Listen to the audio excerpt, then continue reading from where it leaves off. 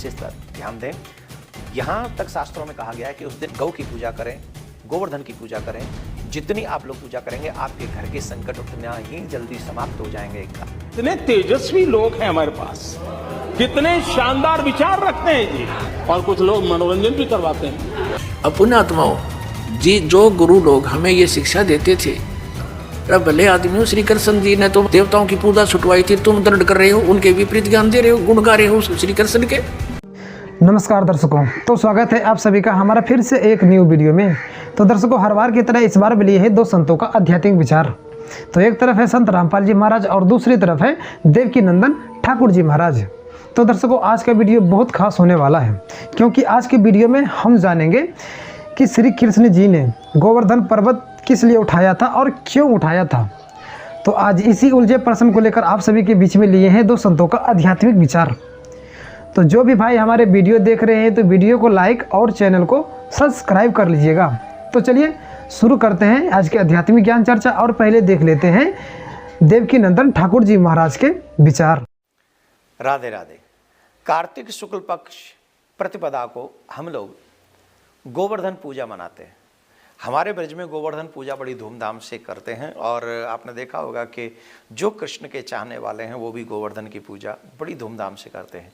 कारण एक और है कि इस दिन हमारे ब्रजवासियों की सुरक्षा ठाकुर जी ने गिरिराज पर्वत अपनी कनिष्ठ की उंगली पर उठाकर की थी, इसलिए समस्त ब्रजवासी गोवर्धन की पूजा करते हैं, गिरिराज की पूजा करते हैं। परिक्रमा लगाने का बहुत बड़ा महात्म है, गोवर्धन की पूजा करने का बहुत बड़ा महात्म है, दूध चढ़ाने का भी बहुत बड़ा महात्म है। ऐसे महात्म तो हमने कथाओं के माध्यम से बहुत सुने हैं, परंतु एक और चीज़ है, गोवर्धन पूजा वाले दिन एक चीज़ विशेषता ध्यान दें।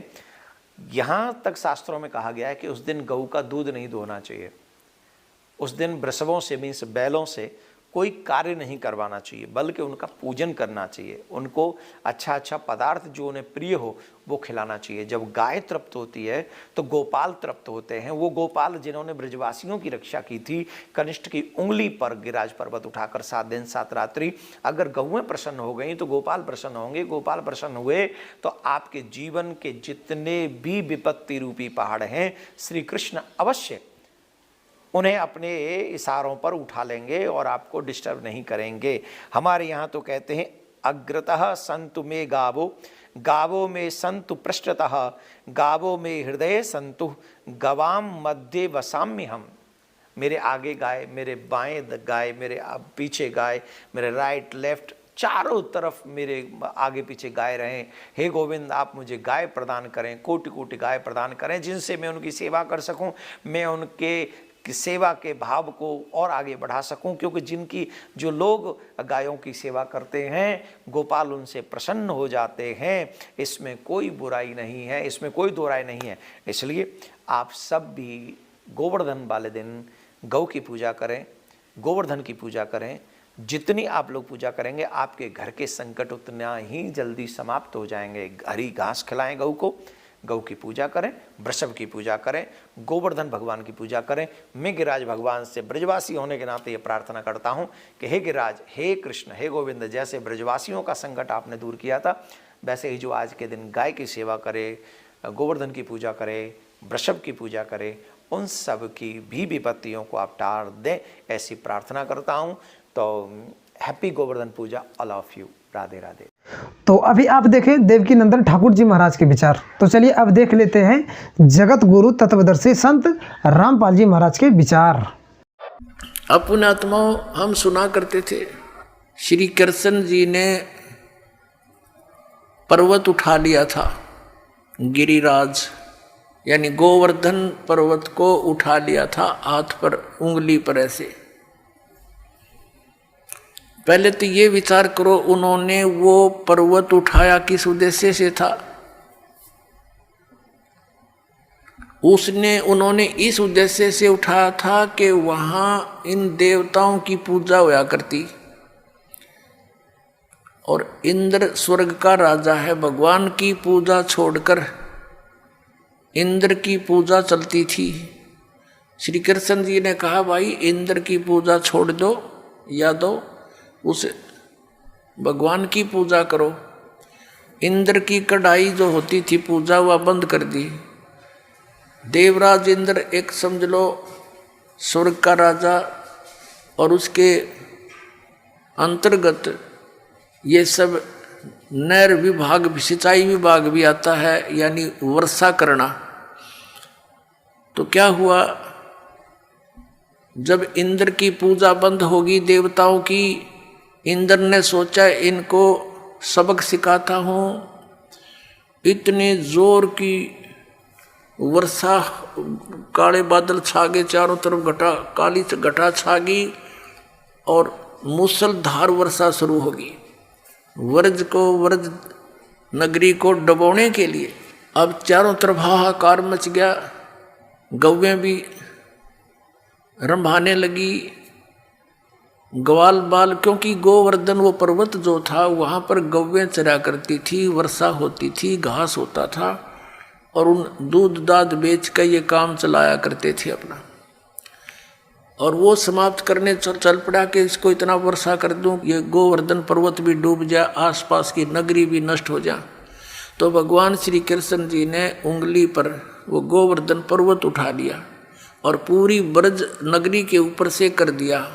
सारा इंद्र बरस लिया, खूब वर्षा कर ली। सारा पानी उस गोवर्धन पर्वत के ऊपर ऐसे शौक हो गया, उसमें ऐसे मिल गया जैसे ब्लोटिंग पेपर स्याही ने चूस लिया कर। आखिर में थक गया इंद्र, आके पैर पकड़ दिए कि मुझे अक्षमा कर दो।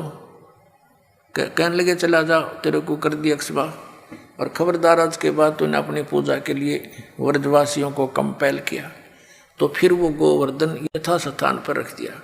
अब पुण्यात्माओं जी, जो गुरु लोग हमें ये शिक्षा देते थे और ये कथा सुनाते थे, श्री कृष्ण जी ने गोवर्धन उठाया और फिर वो इन्हों कहते थे देवी देवताओं की पूजा करो, श्राद्ध निकालो। अरे भले आदमी हो, श्री कृष्ण जी ने तो देवताओं की पूजा छुटवाई थी, तुम दंड कर रहे हो, उनके विपरीत ज्ञान दे रहे हो, गुण गा रहे हो श्री कृष्ण के, और तुम इसको भगवान बता रहे हो। परमात्मा कहा करते थे कि केवल एक इस लीला को, इस लीला से ही तुमने उसको भगवान मान लिया, ये तुम्हारी नासमझी है, बालक बुद्धि है कि ये कंप्लीट गॉड मान लिया तुमने, गोवर्धन उठा लिया। था क्या बताते हैं परमात्मा, कहते हैं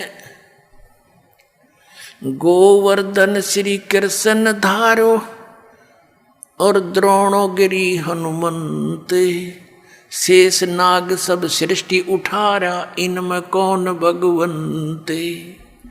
यदि तुम एक ही इस लक्षण से, इस चमत्कार से कि श्री कृष्ण जी ने गोवर्धन उठा लिया, हनुमान जी ने तो फिर द्रोणागिरी उठाई, और आप ही लोक वेद सुनाते हो ब्राह्मण लोगों के शेष नाग के सिर पे कहते हैं एक कूर्म है, कूर्म के ऊपर एक शेष नाग है, शेष नाग के सिर पे एक बैल है, और उसके ऊपर फिर सारी पृथ्वी रखी है। कहते तुम मानते हो कि शेष के सिर पे सारी सृष्टि है शेष नाग के, तो यो सारे ब्रह्मांडा तुम्हारे पूरे ब्रह्मांड ने उठा रहा, समझ लो पूरी पृथ्वी उठा रहा।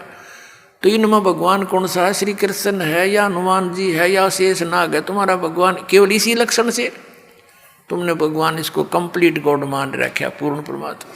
फिर क्या बताया, कहते हैं समुद्र पाट लंका गयो, सीता का भरतारे, अगस्त ऋषि ने ये सातों पी लिए, इनमें कौन करता रे।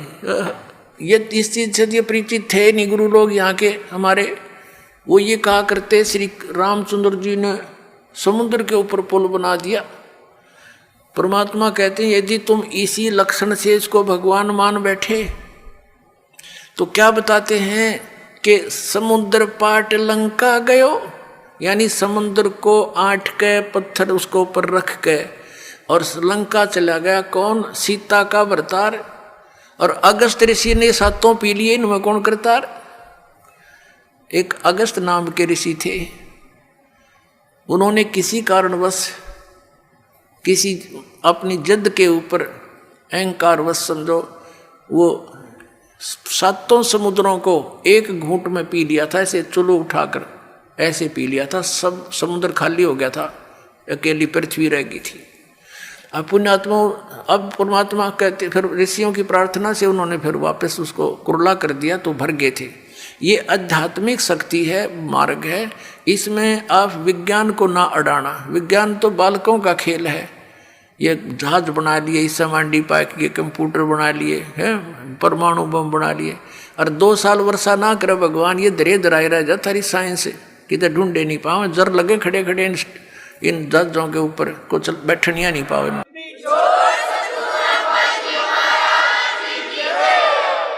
तो परमात्मा कहते हैं फिर इनमें भगवान कौन भाई? अगस्त ऋषि ने तो 7 समुद्र पी लिए थे, तुम एक पत्थर धर के पार हो गया तुम्हारा श्री राम, तुम उसने भगवान मान बैठे। लेकिन तुमने पता नहीं वो पत्थर भी कैसे तरे थे, उसको तो मानने को तैयार ही नहीं। पर परमात्मा ने ये तरीका अपनाया हमारे अज्ञान को हटाने के लिए। श्री रामायण के अंदर एक कथा आती है कि जिस समय श्री रामचंद्र और पूरी सेना एक नाग फांस में आ गई थी, एक सिद्धि से लड़ाई होती थी, तो एक ऋषि ने, उसने एक नाग फांस यंत्र होता, वो था हथियार, तो उसके अंदर एक सिद्धि होती है, वो अनेकों नाग बन जाते हैं, उसमें से निरे सांप निकल आए, और उन्होंने सारी सेना को जो लड़ने को तैयार हो रही थी ज्यों की त्यों लपेटे ला के बांध दी, जैसे रस्से तो बांध दिया करे। और सारे खड़े भगवान राम वीर लक्ष्मण भी नो कति जैसे ईख बांध दिया करे, नो पूरी सी खड़ी जगह जगह, और कोई सा टसमस हो नहीं पा रहा। अब 2 मिनट पाछा उसकी गर्दन काट देते सारे, सबको खड़े खड़े आओ तो विवश हो चुके थे। कहते हैं जब श्री राम ने याद किया गरुड़ को, गरुड़ आया, पक्षी है एक, उसने उन नागों को काटा, मार दिया, और तब वो श्री रामचंद्र जी बंधन मुक्त हुए।